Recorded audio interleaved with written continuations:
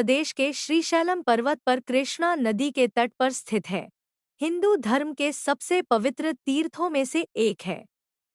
यह न केवल 12 ज्योतिर्लिंगों में से दूसरा है, बल्कि 52 या 18 महा शक्तिपीठों में से भी एक है।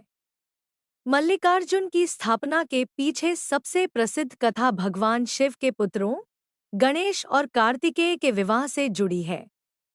जब दोनों पुत्र विवाह के योग्य हुए, तो शिव पार्वती ने एक शर्त रखी कि जो पूरी पृथ्वी की परिक्रमा करके सबसे पहले वापस आएगा, उसका विवाह पहले होगा। कार्तिकेय अपने वाहन मयूर पर निकल पड़े, लेकिन चतुर गणेश जी ने अपने माता पिता, जिन्हें वे संपूर्ण ब्रह्मांड मानते थे, की 7 बार परिक्रमा की और विजेता घोषित हुए।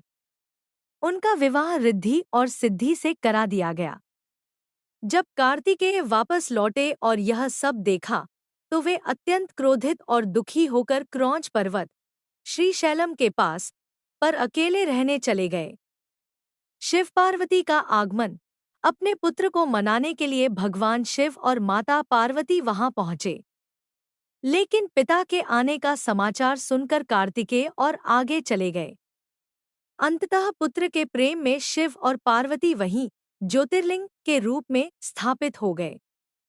मल्लिकार्जुन नाम का अर्थ। इस धाम का नाम 2 शब्दों के मेल से बना है। मल्लिका माता पार्वती का एक नाम, मल्लिका चमेली भी है। अर्जुन भगवान शिव को अर्जुन भी कहा जाता है। इन दोनों के एक ही लिंग में समाहित होने के कारण इसे श्री मल्लिकार्जुन कहा जाता है। भ्रामरांबा शक्तिपीठ की कथा। श्रीशैलम वह स्थान है जहां माता सती की ग्रीवा गर्दन गिरी थी। यहाँ माता पार्वती भ्रामरांबा के रूप में विराजमान है। एक बार अरुणासुर नाम के राक्षस ने अजय होने का वरदान पा लिया था।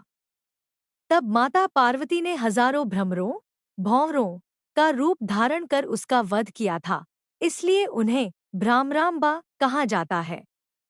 एक अन्य लोक कथा के अनुसार चंद्रवती नाम की एक राजकुमारी महलों को छोड़ श्रीशैलम पर्वत पर तपस्या करने आई थी।